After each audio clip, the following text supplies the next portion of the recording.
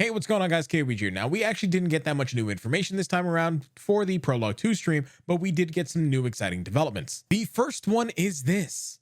I'm pleased to announce that there will also be a CBT for global version users as well. No, that doesn't mean cock and ball torture, you degenerate. This means for you to actually be hyped because the global version is getting a beta. This was also confirmed about 20 minutes later over on the official PSO Twitter. So that's grounds to be just super excited, man. And then for those of you guys who haven't already been checking out the closed beta test 1 or aren't going to be checking out the closed beta test that's going to be happening over the weekend, they then actually showed off some of the enemies that are going to be available in the closed beta test as well. With one of the big ones that is the Bujin, which is basically a ninja-esque enemy that basically does an attack that's similar to something like Judgment Cut. I don't know, man, that's dope. So while we're dealing with ninjas, we also then had an enemy that basically looks like it was straight out of Phantasy Star Universe, which is called the Daidal Sword. The Daidal Sword is actually just a giant enemy where whenever you attack its shins, it's like, oh my god, my legs hurt, which then allows you to be able to attack the weak point that's on his chest when it starts to kneel down. They also acknowledged a new type of enemy, which is called Formers. Formers are basically enemies that kind of sort of look like they came from the previous PSO2. However, they have a brand new moveset that allows you to be able to adapt to the style of enemy. Now, keep in mind that these are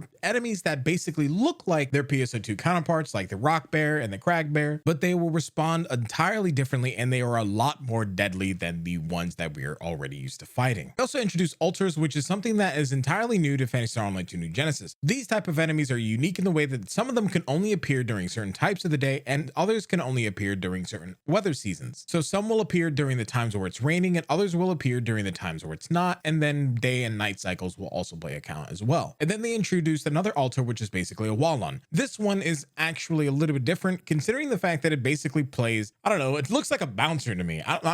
What do you think? Then they also wound up explaining the fact that there are places where there are 32 players. Now, during the closed beta test 1, they did wind up saying that there were certain areas of the map where they felt like there weren't enough enemies for players to be able to fight. The reason for this is because those particular areas were meant for 32 players and they were called exploration areas. While yes, there are enemies that you're going to need for particular quests, daily orders, and client orders, the main focus of these areas is basically to be able to get you from point A to point B while also having some enemies in between. They did say that there are other enemies that will appear in these areas and you will need the work of all 32 players to be able to take down. And then that leads us to the first enemy that you're going to be encountering in these exploration areas, which is dread enemies. Consider dread enemies to be basically like the guardians of these areas. Now, dread enemies are definitely stronger than the standard enemies that you guys are going to be fighting, as you will need multiple players and multiple parties to be able to take them down. There they introduced another enemy that's going to be available in the exploration areas, which is called gigantic enemies. These are even stronger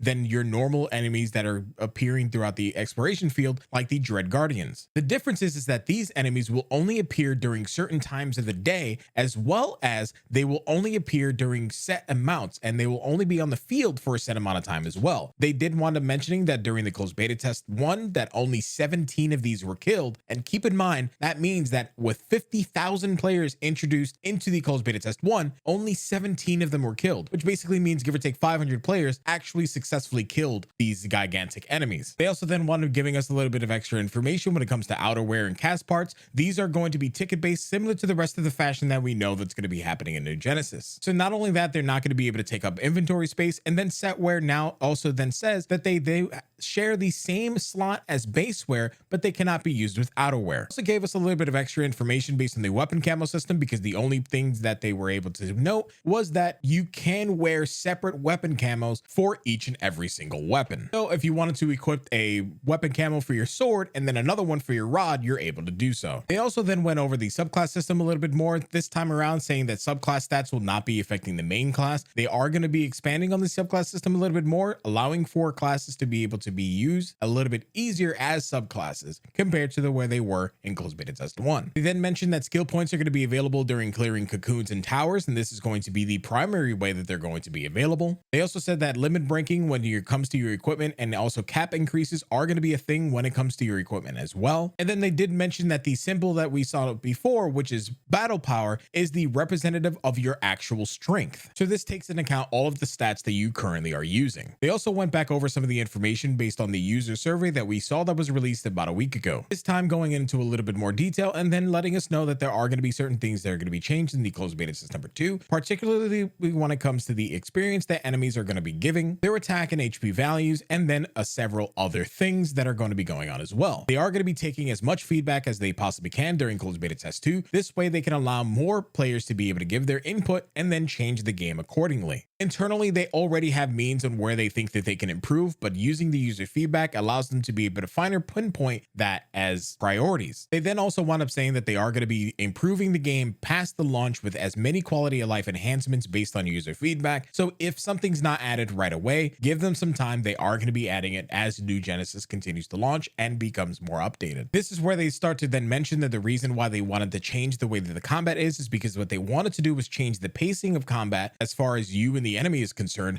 but also change the speed in which the character is actually being able to participate in combat. So while the game seems a little bit faster when it comes to the actual character attacking, the pace of combat is a lot slower. This was something that they did to be able to appeal to both returning players and older players of the PSO2 franchise. The game still features its very fast-paced nature, but considering the fact that they added things like photon dash and gliding, this now changes the way that the gameplay is going to operate as an entire whole. So the pacing of the game as a exploration sense and progression sense is also a little bit faster than what we would have seen in PSO2. So basically this is now something that they're really looking into, and they want to be able to appeal to as many players as they possibly can. Then they basically closed out the informational segment of the PSO2 Prologue stream, basically showing us what the weapons are going to be like in the official release of the game, with showing us the partisan, the twin daggers, the talus and stuff. I'm not gonna lie to you, this is really dope looking, so I really hope you guys can enjoy it. I'm not gonna be talking over this at all. I'm gonna let them explain everything. So as always, stay awesome, stay beautiful, and I'll catch you guys in the next video. Peace. I hope you guys enjoy.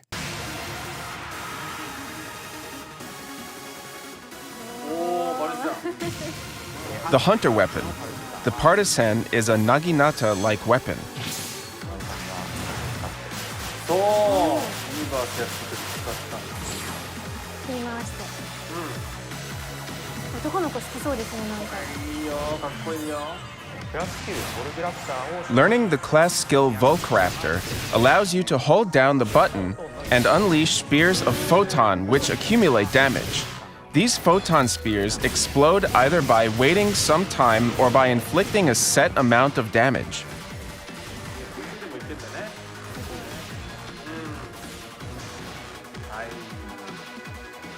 Another weapon for hunters, Wired Lance, has the largest area of normal attack for hunter weapons. This weapon, like the assault rifle, will inflict more damage by attacking at the correct range, which makes it unique. ワイヤーで戦うんですよ。 By using the weapon action Wired Anchor, you can close in on enemies, so it may be interesting to see how you can combine this with other weapons via multi-weapons.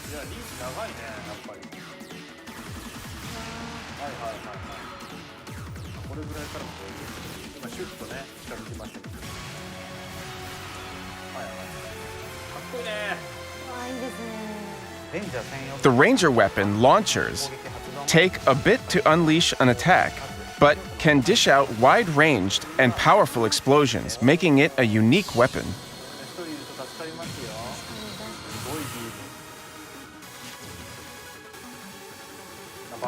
Since you can use your normal attacks while on the move, you can mitigate the time it takes to attack in the combat by playing correctly.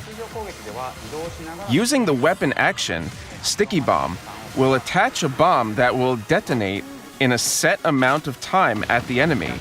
Although the explosion doesn't do much damage, it's useful for restoring PP. Mix them up with photon arts to combat enemies effectively. The fighter weapon, Twin Daggers, are a close-range weapon with high mobility mid-air.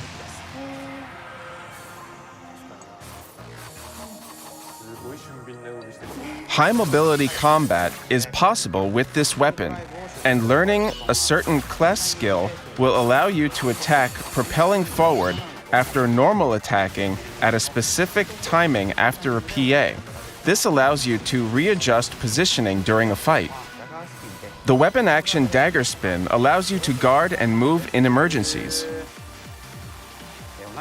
Another fighter weapon, the Double Saber, can hit multiple times in a short span.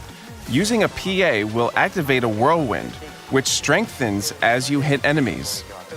The weapon action Saber Parry works like the Wand Parry and is useful for blocking enemy attacks. セイバーパリーはボンドの武器アクションボンドパリーのような挙動になっており、エネミーの攻撃を防ぐのに必要です。 Class skills such as Deadly Archer will allow you to unleash the Deadly Archer attack by holding down the weapon action button once the whirlwind state is at its second strength.